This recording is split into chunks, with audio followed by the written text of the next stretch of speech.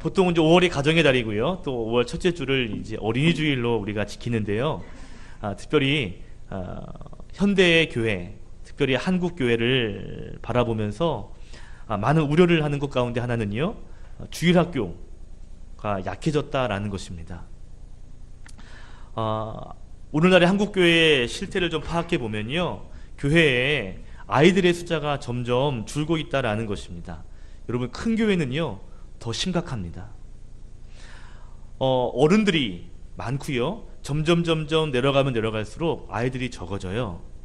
사실 점점 이렇게 아이들이 많아져야, 그래야 이 피라미드 구조가 돼야, 그래야 이제 미래가 있는 것인데요, 지금 한국 교회는요 역삼각형의 모습을 가지고 있습니다.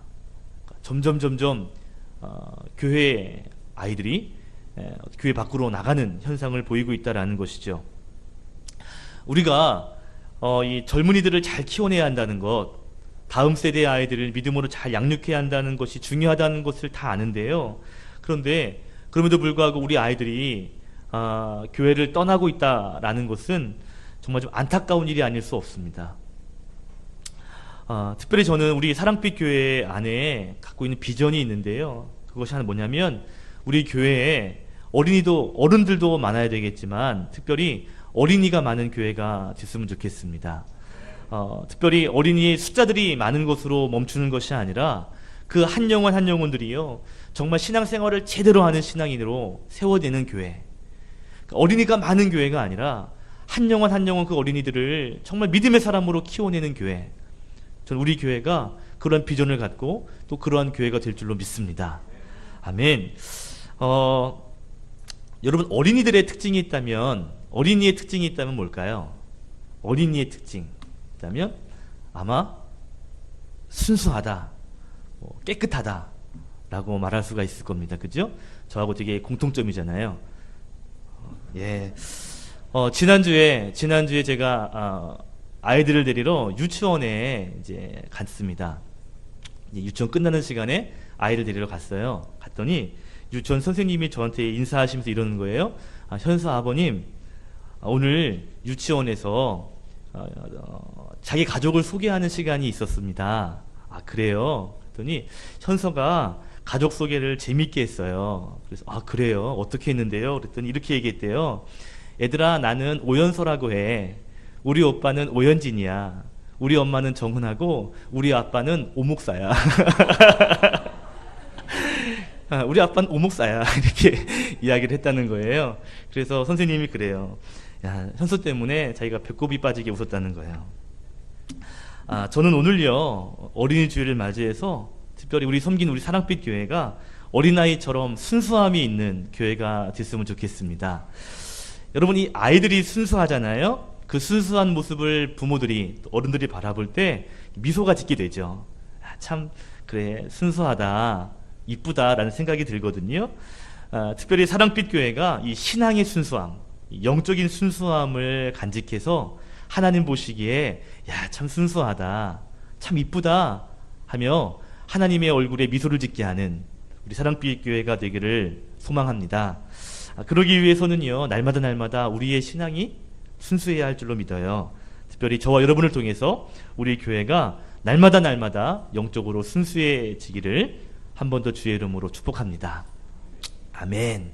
자, 오늘 본문의 이야기, 특별히 신명기 6장의 이야기는요, 이 쉐마라고 불리우는 말씀이 담겨있는 장이 신명기 6장이에요.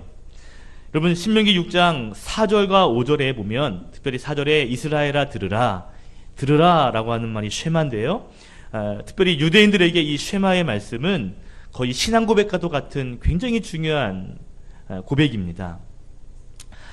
얼마나 이 유대인들이 이 쉐마의 말씀을 중요하게 여기냐면, 아이를 낳고요, 그 아이가 말을 트기 전에 벌써부터 이 쉐마의 말씀을 가르친다는 거예요. 자, 우리 4절과 5절 말씀, 특별히 4절부터 9절까지지만 우리 4절과 5절 두 절의 말씀은 우리 한 목소리로 함께 읽겠습니다. 자, 성경을 펴시고 시작. 이스라엘아 들으라.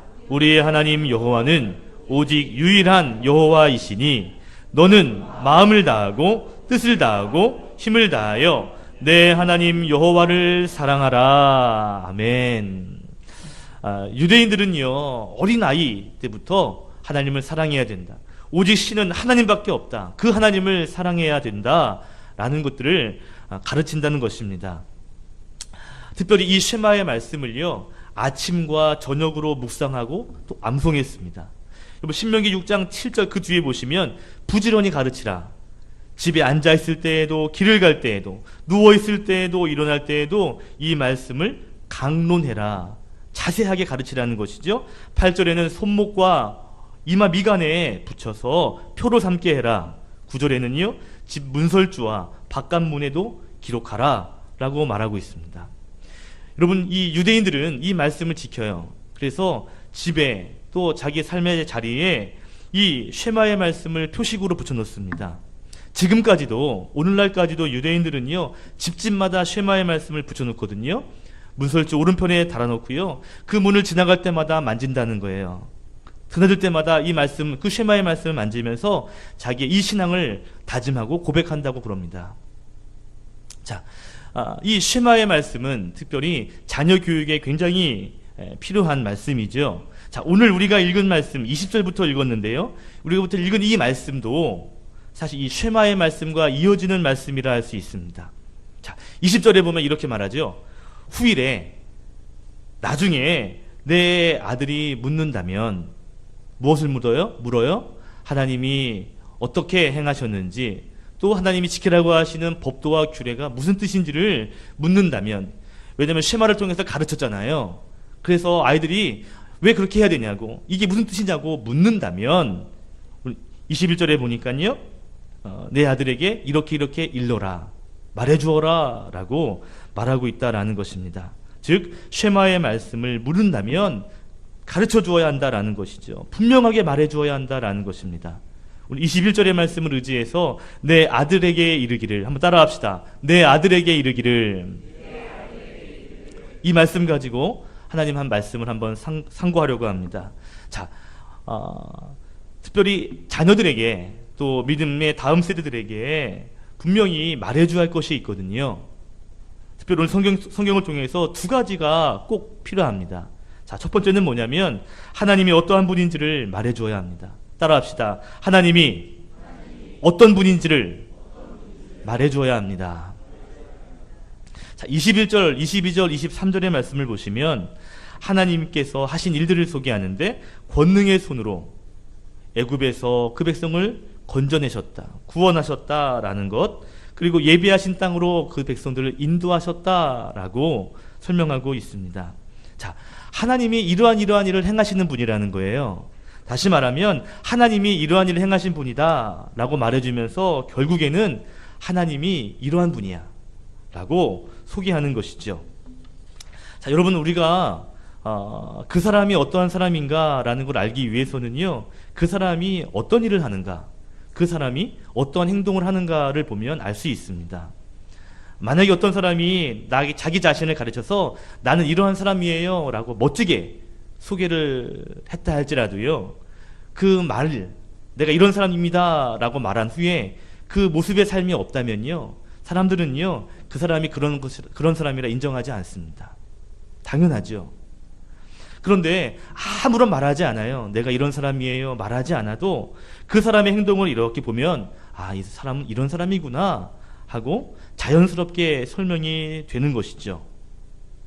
여러분, 우리가 하나님을 분명히 알려면 하나님이 어떠한 일을 행하시는가에 먼저 집중해야 하고요, 하나님이 어떠한 분인가를 소개하기 위해서는 하나님의 행하신 일들을 일러주어야 합니다.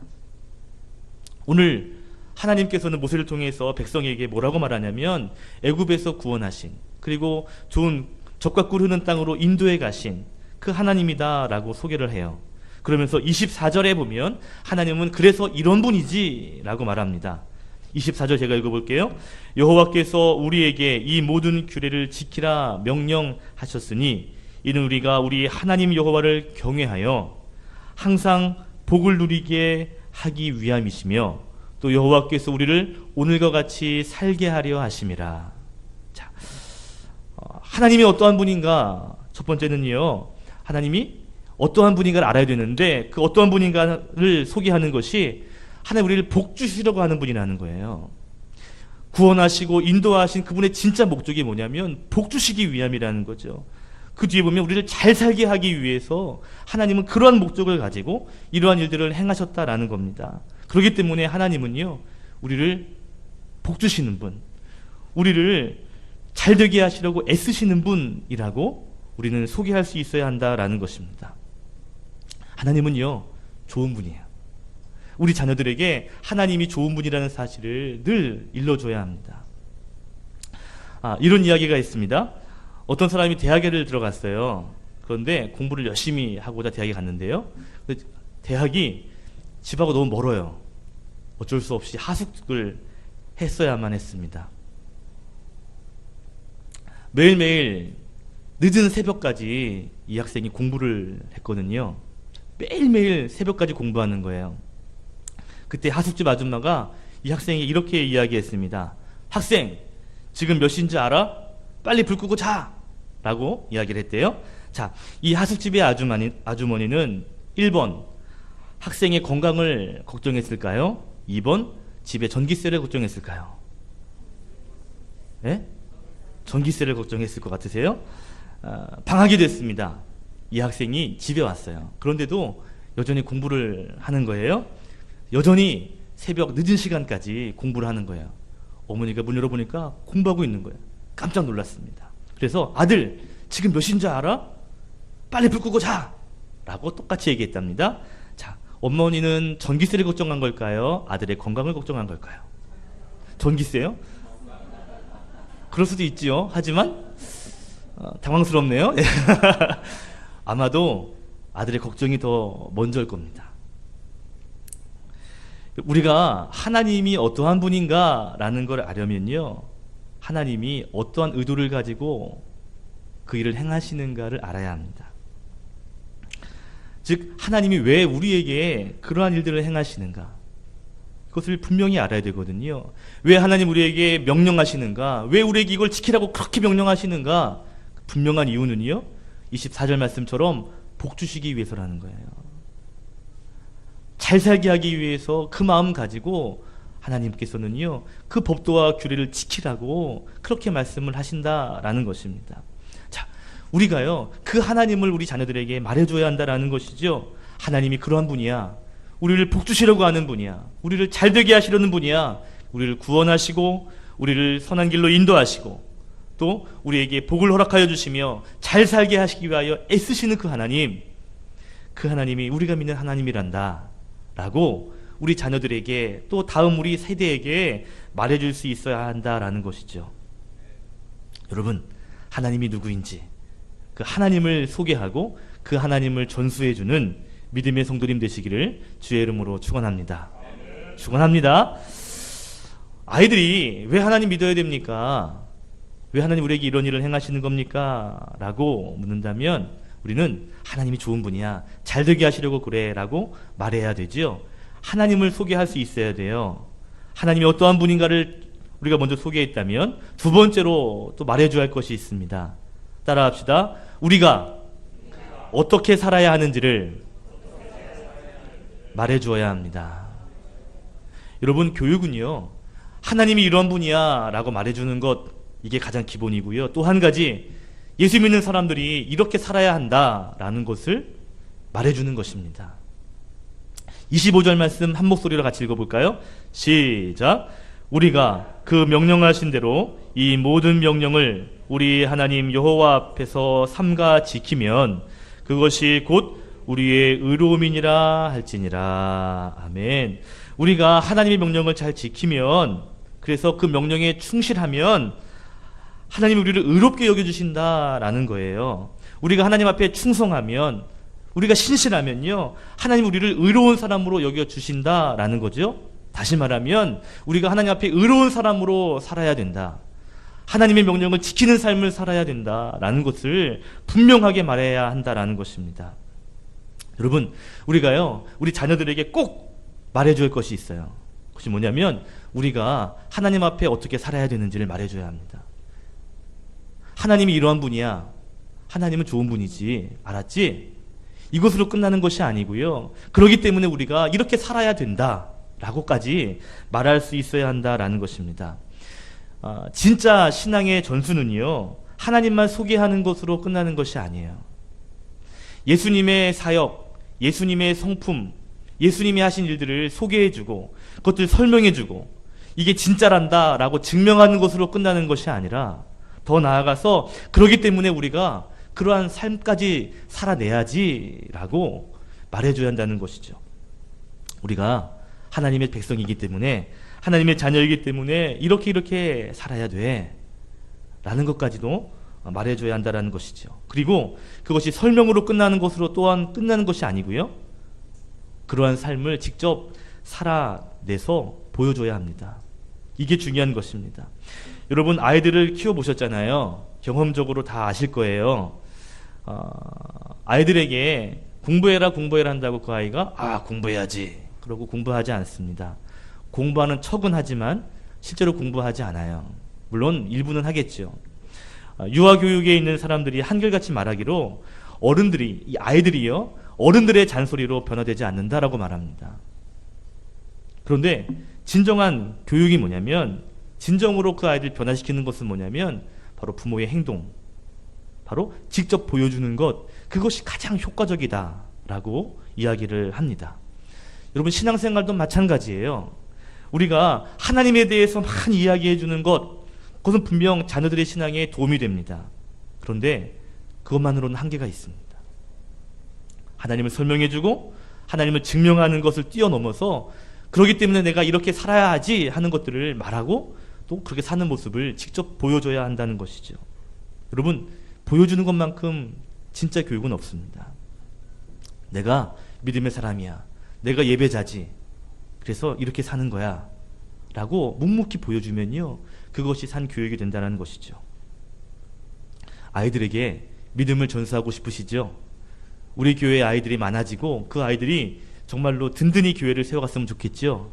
그러려면 우리가 먼저 믿음의 모습을 제대로 보여줘야 합니다. 아멘. 지구에 있는 인구를 총 집계해 보면 약 70억이 넘는다 그러죠. 여러분, 그 전 세계 인구 가운데 유대인들을 세보면요, 특별히 이스라엘에 있는 사람들뿐만 아니라 미국의 여러 각지에 있는 사람들을 통 모으면 한 1600만 명 정도가 된답니다. 70억에서 1600만이니까요 한 0.2% 정도 된다네요. 전 세계 인구의 유대인은 0.2%입니다. 그런데 아시는 것처럼 전 세계를 지배하는 자들이 0.2%의 유대인들입니다. 가장 강력한 나라가 미국 아니에요. 그 미국을 지배하는 실질적인 사람들은 유대인이라고 다들 알고 계실 거예요. 여러분, 노벨상의 반타작을 2분의 1을 탄 민족이 유대인들입니다. 여러분, 가장 똑똑하다는 아인슈타인 아시죠? 전기를 발명한 에디슨 아시죠? 컴퓨터에 보편화시킨 스티브 잡스, 이러한 사람들이 모두가 다 유대인들입니다. 세계 인류 역사에 공헌한 위인들을 1등, 2등, 3등 쭉 붙여가지고 21명, 21명을 1, 2, 3, 4로 순위를 매겼대요. 그 21명 가운데 유대인이 몇 명이냐면, 놀라지 마세요, 21명 가운데 15명입니다. 대단하죠? 이 유대 민족과 이 한민족이요, 이 공통점이 있어요. 뭐냐면 단일 민족이라는 것, 이것을 강조하는 민족이고요. 또 한 가지가요, 이 학구열, 이 교육열이 굉장히 높다는 것입니다. 그런데 참 흥미로운 조사 결과가 나왔습니다. 여러분, 핀란드의 헬싱키 대학이라는 곳에서 이 IQ를 조사했어요. 그래서 이 땅에 있는 각 나라 185개국의 평균 IQ를 쭉 조사했습니다. 우리나라가 IQ가 185 나라 중에 몇 등일 것 같아요? 우리나라는 1등이요?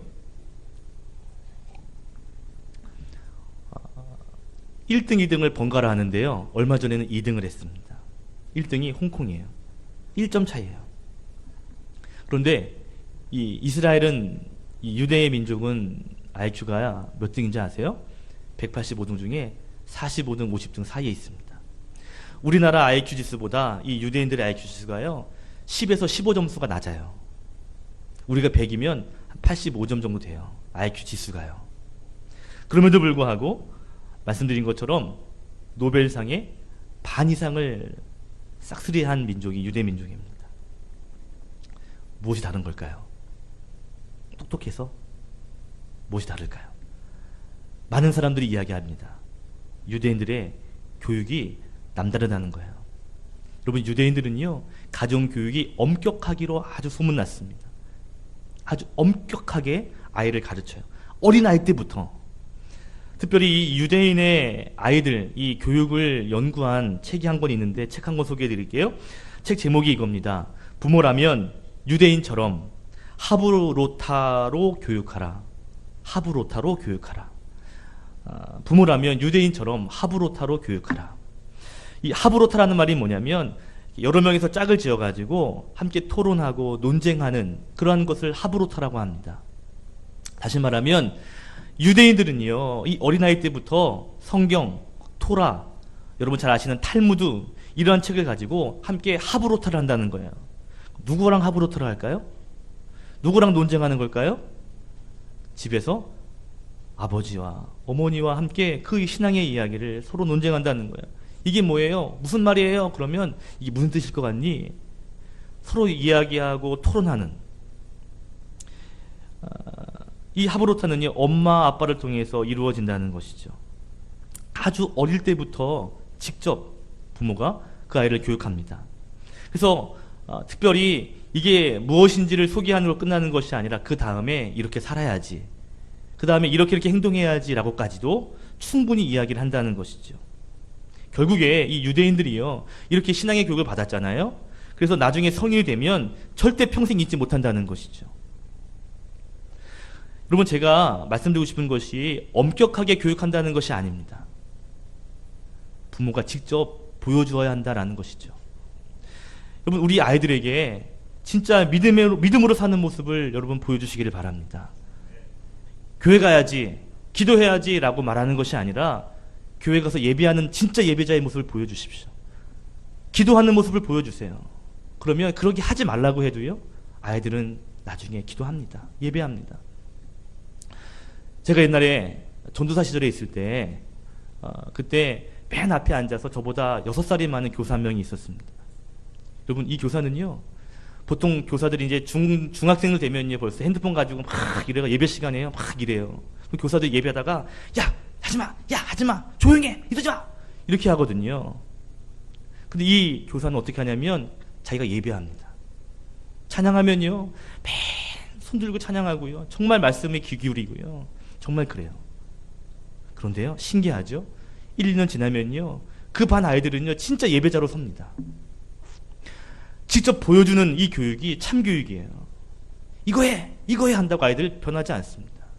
그런데요 보여주면 내가 직접 그러한 예배자가 되고 기도자가 되고 참된 신앙인으로 살아가면 아이들이 그 모습을 보고요 배우는 것이죠. 여러분, 우리 교회 다음 세대 아이들에게 믿음으로 사는 것이 무엇인지를 반드시 보여주시기를 바랍니다. 다윗이 골리앗을 이기는 것처럼 신앙으로 세상을 이기는 모습을 여러분 보여주시기를 바라요. 어려울 때 기도하는 모습을 보여주십시오. 고난 가운데에서도 하나님의 뜻에 순종하는 모습을 보여주세요. 예수님의 마음을 품고 특별히 세상의 수준이 아닌 내 감정, 내 기분에 맞춘 것이 아니라 하나님의 뜻에 맞춰 살아가는 그 모습들을요 우리가 살아낼 때, 그 모습을 보여줄 때 그 아이들이 그것을 바라보고 몸으로 기억하는 것입니다. 우리 엄마가, 우리 아버지가 그때 기도하셨지, 그때 이런 있을 때 그때 무릎 꿇었던 모습이 몸에 배어 있는 것입니다. 여러분, 제대로 된 신앙의 모습들을 우리 아이들에게 보여주시기를 바라요. 그럴 때 믿음과 신앙이 다음 세대에 전수되는 줄로 믿습니다. 아멘. 말씀을 정리할게요. 오늘이 어린이 주일이라고 그랬습니다. 특별히 우리 다음 세대에게, 또 우리 자녀들에게 다른 것보다 가장 중요한 믿음 그리고 신앙을 유산으로 물려줄 수 있기를 바라요.